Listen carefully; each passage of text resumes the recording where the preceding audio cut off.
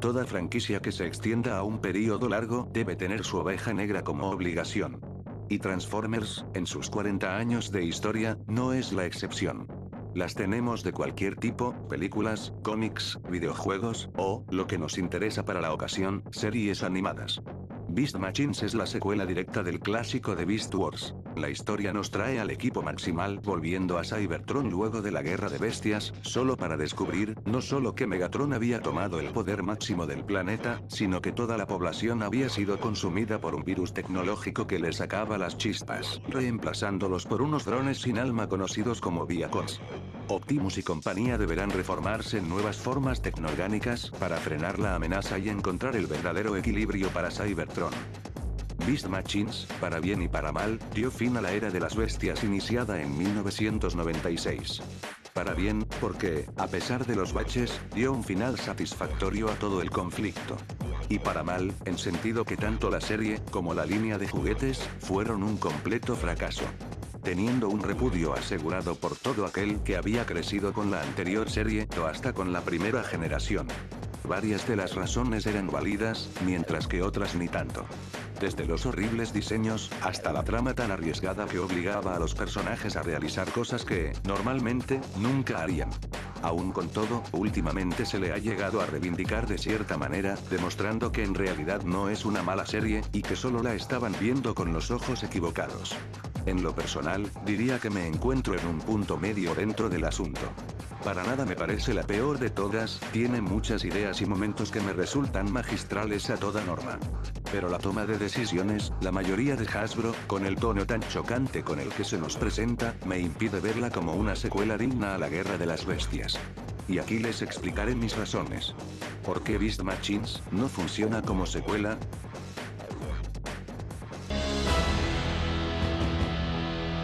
Si Beast Wars era divertida, colorida, y con un afán a la aventura, Beast Machines se siente densa, fría, y con una persecución constante que sientes que nunca va a acabar.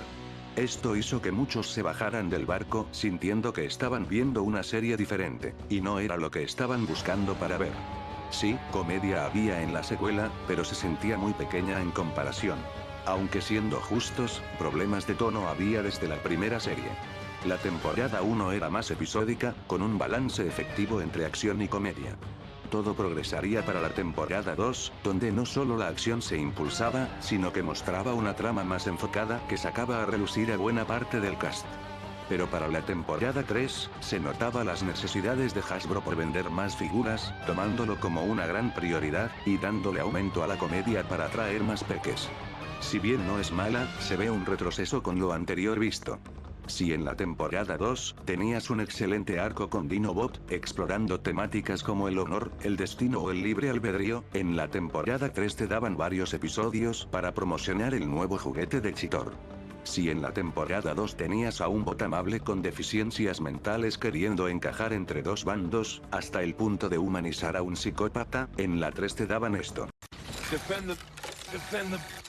There he is, my little guy. Si te preguntabas por qué hasta el día de hoy se sabe muy poco de los bots, es porque no tenían ni una sola figura en la línea principal. Es excelente como marketing, pero pésimo en cuestiones de narrativa. El cambio de tono no era nada nuevo para la franquicia, pero en Beast Machines se siente mucho más extremo el paso, como si se hubiera saltado de una generación a otra.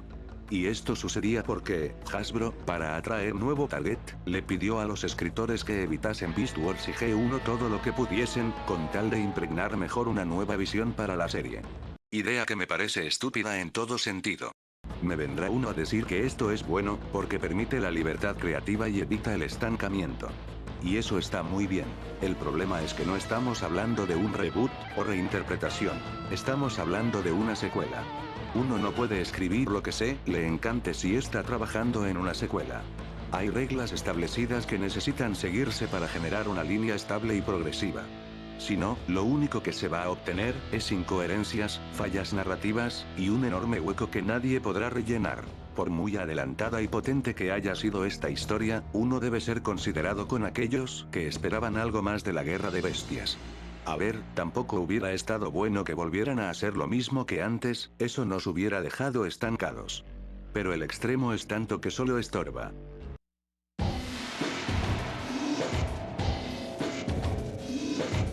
Se notaba mucho que los escritores estaban muy limitados sobre lo que sabían de la anterior serie. Porque si se fijan bien, la concepción sobre la guerra de bestias es muy distinta dependiendo cuál serie se mira. En Beast Machines, se nos dice que el motivo de la guerra de bestias era traer las formas orgánicas de la Tierra a Cybertron, con la idea de recomponer el lado orgánico del planeta. La guerra de bestias en la Tierra prehistórica no fue en vano. La matriz nos envió allá para traer el elemento orgánico que ahora tenemos en nuestros cuerpos. La matriz quiere que nosotros restauremos la naturaleza en Cybertron. Pero esto choca con lo mostrado en Beast Wars, donde el verdadero propósito de la guerra de bestias era la destrucción de Optimus Prime para modificar el futuro de la guerra. Toda una conspiración montada desde los tiempos antiguos de la mano del Megatron de Generación 1. Ejecutado de una forma macabra y elegante por su más que digno sucesor. And now, Optimus Prime, in memory of the Decepticons, for the glory of the Predacons, for the Cybertron that is rightfully ours, and mine to rule, I unleash the storm of vengeance. Farewell. Esto jamás es mencionado ni una sola vez en Beast Machines. Y un aspecto que me toca mucho los huevos, es revelar quién fue el ganador de la guerra. Y es Megatron. Empecemos con la guerra de bestias. Terminó. Perdiste. Yo entiendo que quisieron agregar tragedia al asunto, mostrando a los personajes lidiando con la derrota. Pero debieron llegar a este punto. En serio me tengo que tragar que este tipo, que estaba peor que Polnareff en Italia, había ganado la guerra. Su plan de alterar el tiempo fue un fracaso, no una, ni dos, sino 3 veces seguidas. Todo su ejército, o fue destruido, o terminó desertando. Y si no bastara con ser un decorado de la nave de los Maximals, todo Cybertron lo estaba buscando, no solo la autoridad maximal, sino el Consejo Triple Dacus que también quería su cabeza. Y te quieren hacer creer que aún hundido en la misma mierda, logró crear un virus re letal, y derrocar a todo un gobierno para colocarse en el trono. Ya sé que Megatron es un gran manipulador y estratega, pero esto es ridículo, más para una serie que se toma muy en serio. Aunque, al igual que el cambio de tono, los retcons no eran ajenos en la franquicia. En la primera temporada, nunca se menciona el gran plan de manipular el tiempo. Los objetivos de los Predacons se reducían a ganar Energon para conquistar el universo, y listo. Ni siquiera se sabía si era o no secuela de Generación 1. Incluso, con temor a equivocarme, en la tercera temporada se menciona el Covenant de Primus, el dios creador de los Transformers, pero este nunca apareció como tal en la caricatura original, sino en los cómics de Reino Unido. Es más, fueron los Quintessons los que crearon a la especie en Generación 1, de la que se supone que hace secuela. Pero, como se dice por ahí, un error no justifica otro.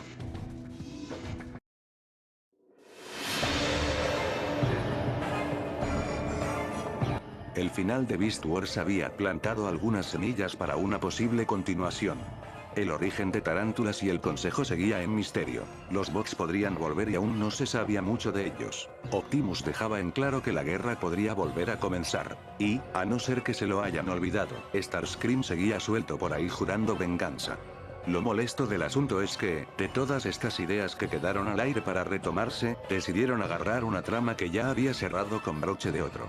Y es la de Waspinator. Su conclusión en la serie es la más dulce de las ironías. Aquel que fue el trapo de piso de medio mundo, terminó siendo el único Predacon libre y vivito. Es sólido, satisfactorio, y no hacía falta continuarlo. Pero a nuestra querida avispa no la podían dejar en paz, no. Que él fuera la identidad de Trust, fue un troleo que llegó demasiado lejos. Si algo no está roto, no lo arregles, es regla de oro. Además de cagarse en el final de Waspinator, hace que todo ese cruce con Black Arania sirva de tiempo muerto.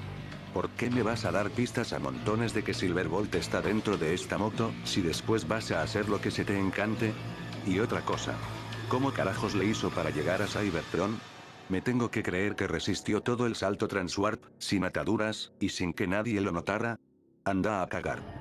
Y entiendo que no querían irse a la fácil con el fanservice, pero se siente bien feo que Optimus y compañía se lamenten por perder la guerra, sin mencionar en ningún momento algún nombre de los caídos. A lo mucho tenemos esto. Hicieron un buen trabajo ganándola. ¡Ah! Lo olvidé. Perdieron todo en el último nanoclick. ¡Cuidado con lo que dices, niño! Perdí amigos en esa sucia guerra. ¿No hubiera sido genial que Rata Trampa le cumpliera su promesa a Dinobot? ¿Que le contara su historia a Mike Stream con lo bueno y lo malo de él y dejar que lo juzgase? Sería un detalle muy bueno, tanto como fanservice como para la narrativa. Por un lado, se recordaría a uno de los mejores personajes de la franquicia, y por el otro, se solidificaría todavía más la relación del murciélago con el resto de los Maximales.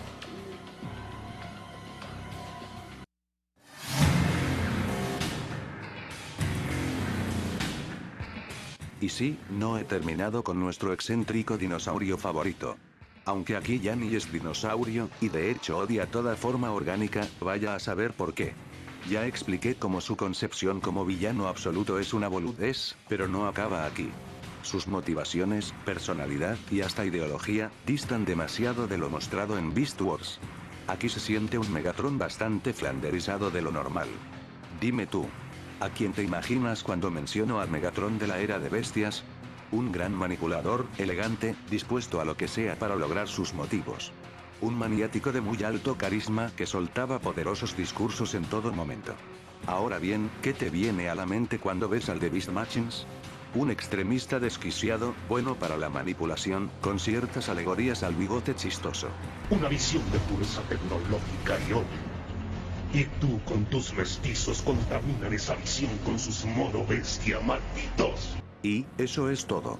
Todo lo que hacía divertido a este villano había sido borrado del mapa. Si en el primero había un excelente equilibrio entre carisma y maldad, al segundo le subieron la malevolencia a otro nivel.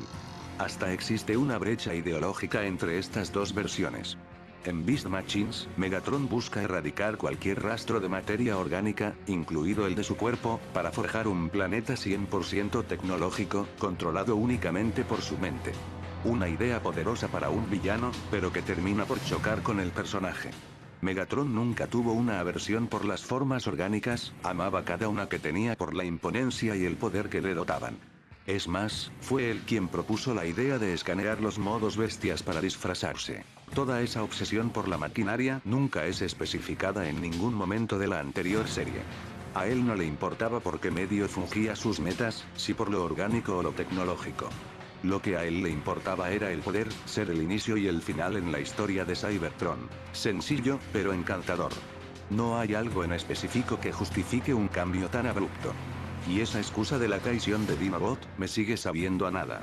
Megatron es el que sufre un gran cambio radical, pero tiene mucho sentido su cambio. Recordemos que su derrota fue por el sentimiento, ideología sobre el honor que tenía un clon de Dinobot, lo que causó que se rebelara y arruinara sus planes de último momento. Megatron al final de Beast Wars había leído el pacto de Primus, donde él se posicionaba como el ganador definitivo. Todo esto llevó a la creación de un Megatron que odia lo orgánico, debido al enorme sentimentalismo e instintos primitivos que esto conlleva. Primero, Megatron siendo traicionado era tan común y habitual como Piero Giunti siendo un pesado. No veo que tanta diferencia habría entre estos casos. Segundo. Y tercero, ni Dinobot, ni el testamento de Primus, ni el evento en sí, son mencionados, ni por Megatron ni por nadie más. Si para rellenar los huecos se tienen que inventar cosas, vamos muy mal. Es muy fácil pensar cómo sería mejor con el producto ya terminado. Pero aquí se habrían ahorrado un montón de problemas si se inventaban un nuevo villano. Hasta tendría más sentido. Piénsenlo de esta forma. ¿Qué hubiera pasado si los Maximals llegaban a salvo a Cybertron? ¿Acaso todos se iban a tomar bien los modos orgánicos? Yo creo que no. Sería un choque cultural a una escala del descubrimiento de América, o hasta mayor.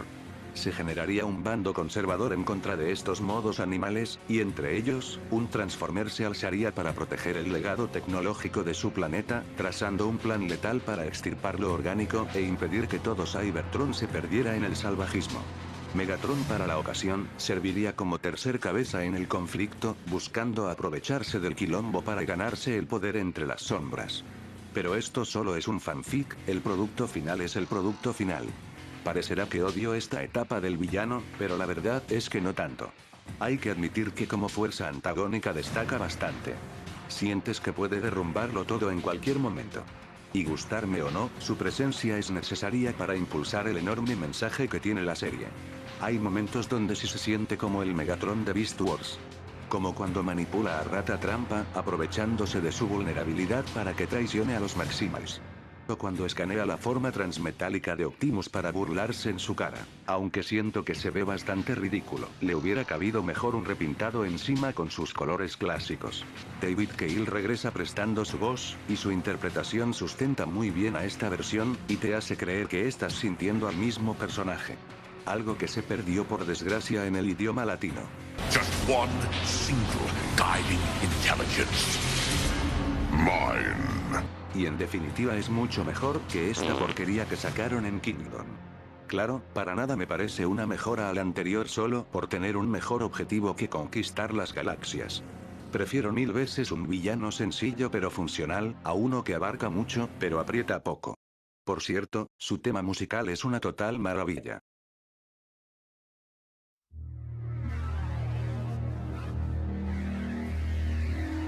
Señores, aquí empieza lo verdaderamente picante. Notarán cómo hasta ahora, me he mostrado generoso con Beast Machines, porque creo genuinamente que tiene más cosas buenas que malas. Pero ahora me verán sin ataduras. Voy a hablar de la peor cagada que se tuvieron que mandar. Porque no les bastó con crear a un villano poco profundizado y mal enfocado, claro que no. Tuvieron que cagarse también en el legado de uno de los mejores personajes de la serie anterior. Contexto. Tankor se nos presenta como uno de los generales Viacon del ejército de Megatron. En un inicio se infiere que es solo otra víctima más, obligado a ser algo que no quiere ser. Solo para revelarse que, en todo este tiempo, la chispa que habitaba en ese cuerpo mecánico, era la de Rhinox, el heroico maximal que había desaparecido. Y como frutilla en esta extraña torta, se nos agrega además que no fue manipulado, ni lobotomizado, ni reiniciado, ni drogado, ni mierda. Era Rhinox tal cual, y solo se estaba haciendo el boludo. Siempre estuvo consciente, y siempre empatizó con el plan de Megatron. Pero quiere deshacerse de él y de Optimus para tomar el cargo del planeta. ¿Recuerdan que les dije que los escritores tenían prohibido ver Beast Wars? Bien, se me ocurre una teoría sobre ese aspecto. Es probable que, para escribir la primera temporada, se les haya dado datos muy limitados sobre los personajes para que pudieran trabajar. Un resumen del resumen se podría decir. Optimus es el líder, Cheetor el joven inexperto que admira al jefe, Ratatrampa el experto en armas, y Black Araxnia la chica mala que se hizo buena. Esto tiene lógica si revisamos los arcos de cada maximal. Optimus siente que le ha fallado a su planeta, y cree que es su deber como líder restaurar el equilibrio. Cheetor está obligado a madurar, y ver las imperfecciones de su jefe. Ratatrampa debe encontrar sus fortalezas, aun si no posee armas. Y Black Araxnia tiene que saldar cuentas con su amado, que la había rescatado de la maldad en el pasado. Entre todo, ¿dónde quedaría Rhinox?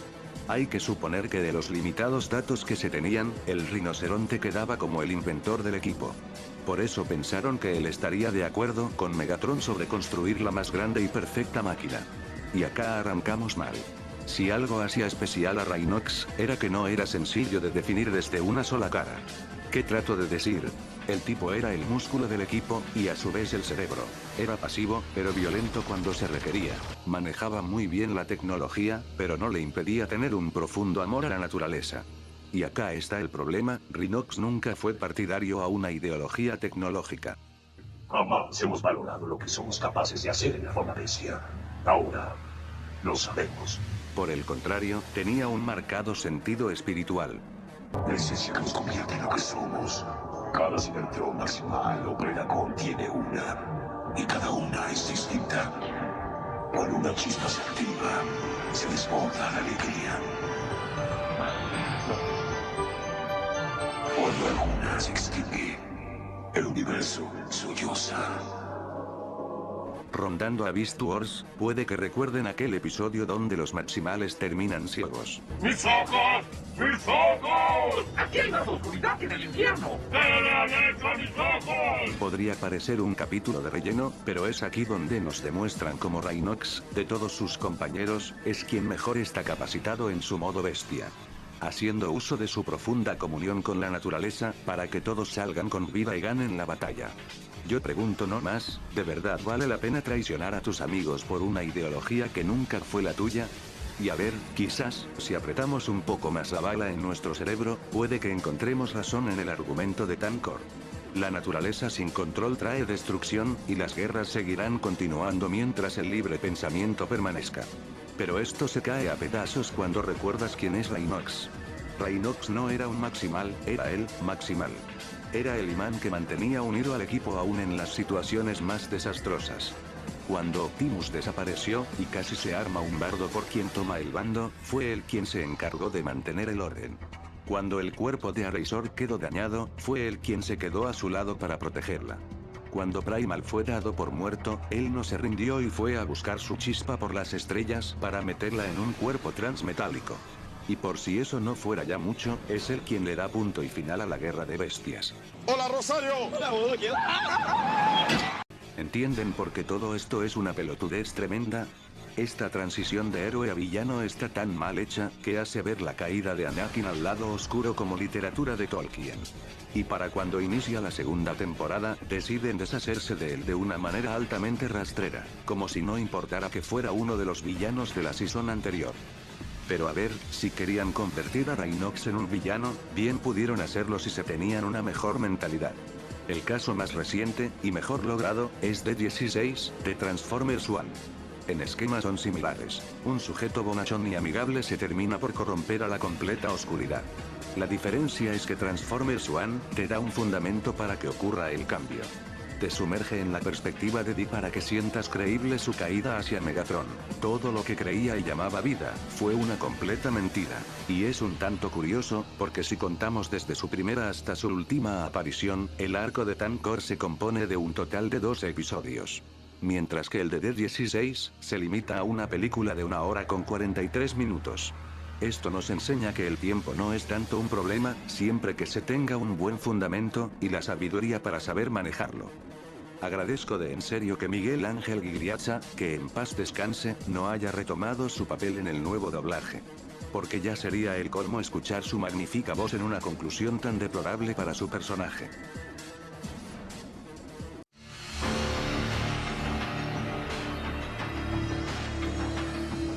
Ya comprobamos cómo, en lo que consta a una secuela, Beast Machines resulta ser un completo desastre.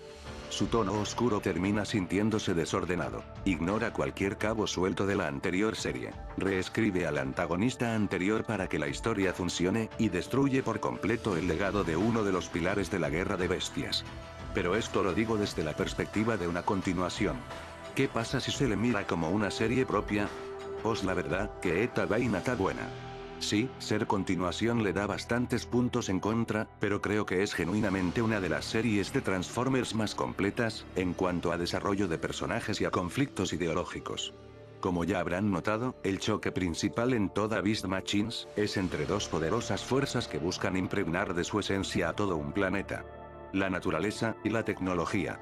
Siendo a todo sentido, una serie de temática ambientalista. Con esto en la pizarra, cualquiera pensaría que se irían a lo fácil. Ergo, naturaleza buena, tecnología mala. Y si bien en un comienzo podría parecer así, la cosa termina escalando hacia algo más completo que se escapa del blanco y el negro. En Beast Machines, a ninguna se le demoniza más que otra, ni se le santifica más que otra. Se nos presentan como son. Dos fuerzas absolutas que pueden ofrecer tanto plenitud como destrucción por lados iguales. Sí, los Viacons son los villanos, pero muchos de los discursos que terminan dando terminan teniendo algún punto. Tú forzaste mis actos, me engañaste para destruir Cybertron.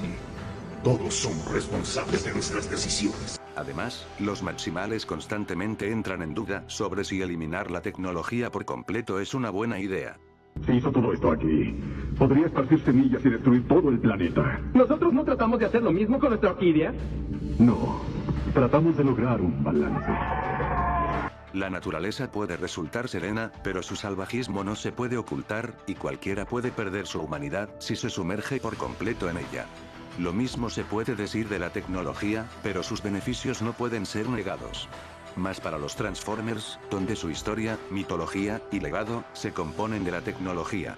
La verdadera meta a llegar es ignorar los dos caminos impuestos para deslumbrar un tercero. Hallar el verdadero equilibrio que reúna lo mejor de ambos mundos. Esto lo hace automáticamente mejor que otras obras que trabajan con el mismo esquema. Ejemplo, Godzilla el Devorador de Planetas. En la última entrega de la trilogía anime, buena parte de la humanidad termina por ser perecida en un mundo dominado por el rey de los monstruos. Solo unos pocos quedan en pie, y planean usar lo que quedaba de Mechagodzilla para recomponer la tecnología en la Tierra.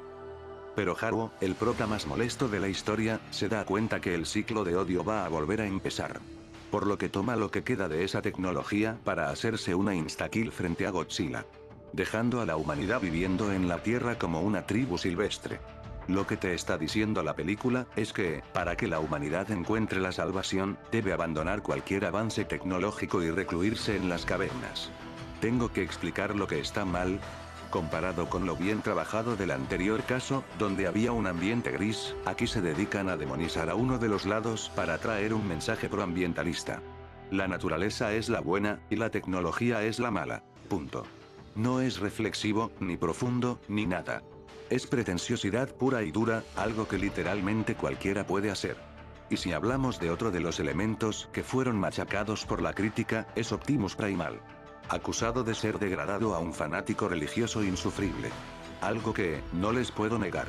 Ese es el tipo de comportamiento que tiene Optimus al iniciar la serie. Pero díganme algo.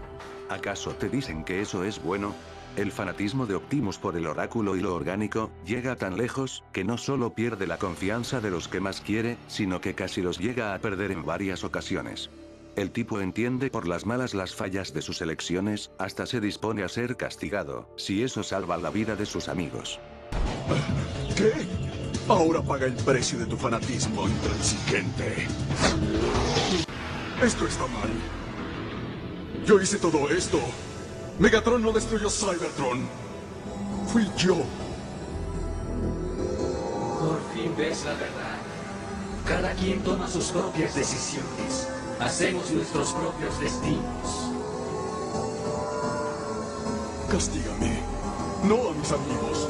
Su destino depende de ti. Pero tampoco es que lo podamos culpar. El tipo perdió todo lo que amaba, y ya no se siente bienvenido en el lugar del que llamaba hogar. No le quedaba otra cosa para ver un mañana más que su fe. Y como en la vida real, la fe puede ser una herramienta para el milagro, o para la devastación. Pero aun cuando la esperanza parezca un cuento, el simio supo mantenerse arraigado a sus principios. Nunca olvidar cuando ayudó a Rata Trampa a recordar sus verdaderas fortalezas. Mira dentro de ti, Rat Trap. No necesitas sus armas. Eres más fuerte de lo que piensas. Más fuerte de lo que todos piensan. Les quiero mostrar una de mis escenas favoritas, no solo de la serie, sino de toda la franquicia. Sucede cuando los Maximals descubren la verdad sobre Tankor, y al no saber cómo asumir una situación tan devastadora, como la traición de un amigo, todos deciden tomar una medida radical. Logran inmovilizar a Tankor, y le ordenan a Rata Trampa que hackee su mente. En palabras de Cheetor, si Rhinox no puede controlar su mente, ellos lo harán. Y la rata estaba a punto de hacerlo, hasta que aparece el gran simio. ¡Rattrap, detén esa orden! ¡Maximales, deténganse! Pero Rhinox ha tomado su decisión. Si entramos en su mente, seríamos iguales a Megatron. Déjenlo ir. Megatron quiere que este planeta funcione en armonía. Pero la armonía sin voluntad libre no es armonía. Ruego para que lo entiendas a tiempo. Sublime. Simplemente, sublime. Lo que hicieron con Tankor sigue siendo terrorista, pero es impresionante cómo aprovechan un elemento tan mal hecho, para dar una escena bien fuerte sobre la radicalización, el verdadero sentido de la libertad, y cómo nuestros actos nos definen. Los tipos estaban a punto de lobotomizar la mente de un sujeto, solo por no pensar como ellos. ¿En qué los diferencia de Megatron? Pues la verdad, en casi nada. La escena es una brutal crítica al extremismo político. Las ideas y principios son importantes, sí. Pero estas no valdrán nada si nuestras acciones no las reflejan. Aun si tenemos la razón, no nos da el derecho a tratar a los demás como se nos dé la gana. Si no marcamos límites, ¿cómo nos diferenciamos de nuestros enemigos? Y esto nos tira una verdad incómoda de nuestro mundo. Tristemente, hasta el día de hoy, siguen existiendo estas personas que dicen apoyar la libre expresión, que dicen valorar la voluntad de los demás. Pero a la mínima oportunidad, demuestran ser los tipos más autoritarios, más cerrados, y más soretes que te vas a encontrar. Ninguna nación, imperio ni rey nos puede imponer qué hacer ni pensar. 12 segundos después. Estas islas son nuestras. Si cantamos todos juntos, tiene que entrar en razón.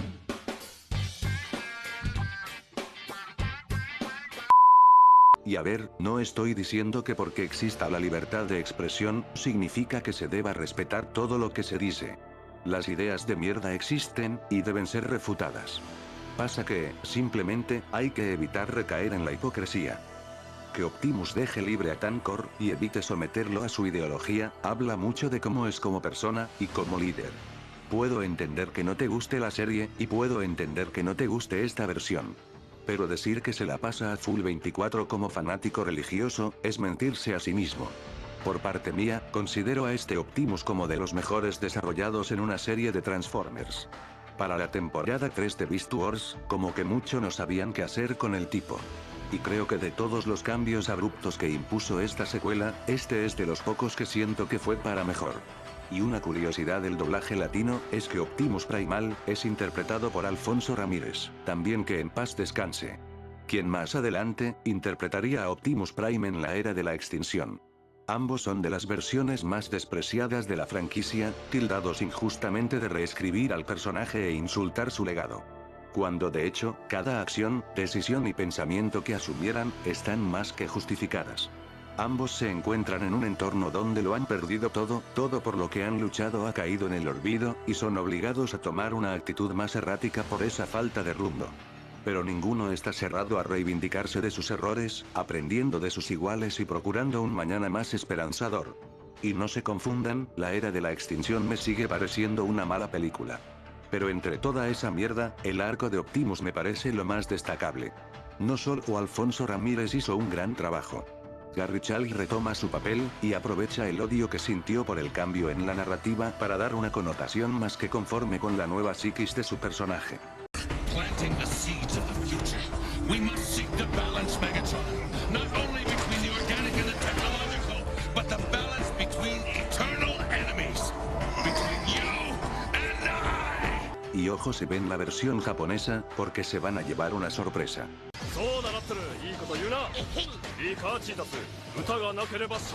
¡Santos bacalaos! ¡Es el jefe! Podría hablar de cómo Cheetor culmina su maduración volviéndose un gran líder, o Black Arania definiéndose como una heroína, o a Ratatrampa hallando su fuerza verdadera. Pero creo que me estoy alargando de más. Les dejo en su lugar el video de Maki de PBZ que rejunta lo mejor de la serie.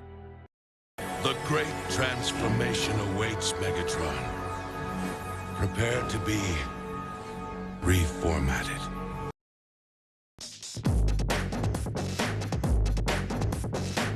Beast Machines es una pésima secuela, pero está lejos de ser una mala serie.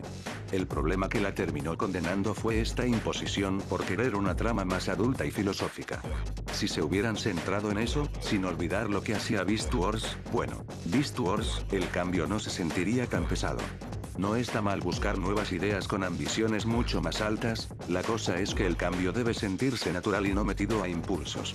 Franquicias como Yo-Yo o Kamen Rider, iniciaron con propuestas altamente absurdas con poca seriedad, para luego ir escalando a historias mucho más filosóficas y existencialistas. Claro, sin ignorar el absurdo que las caracterizaba. Sé que dije que el producto final es el producto final, pero creo que aquí, la decisión de si esta secuela es canon o no, debería recaer entre los propios fans. Lo digo porque esta nueva temática, con sus diseños tan abominables, fueron impuestos muy a la fuerza. Hacerle caso al fandom no siempre es bueno, pero ignorarlos tampoco trae frutos. Nadie estaba preparado para este tipo de narrativa. Y aunque me guste la serie, sí puedo entender el disgusto de algunos por un cambio tan salvaje. Por parte mía, me gusta ver a Beast Machines como esos what ifs donde todo se termina por ir al carajo, y los héroes se ven obligados a luchar por recuperar un mundo que ya no les da la bienvenida. Véase Logan, Kingdom Come, Paradise Lost, o El Último Ronin. Y me gusta pensar que, entre esas ramas del multiverso, hay uno donde nuestros muchachos llegaron a salvo a casa. Y que Ratrap logró su sueño de irse de putas. ¿Quiénes son estas minas? Putas, Harry, putas. ¡Vamos las putas! Apurate, Harry, que la negra nos hace 2 por 1.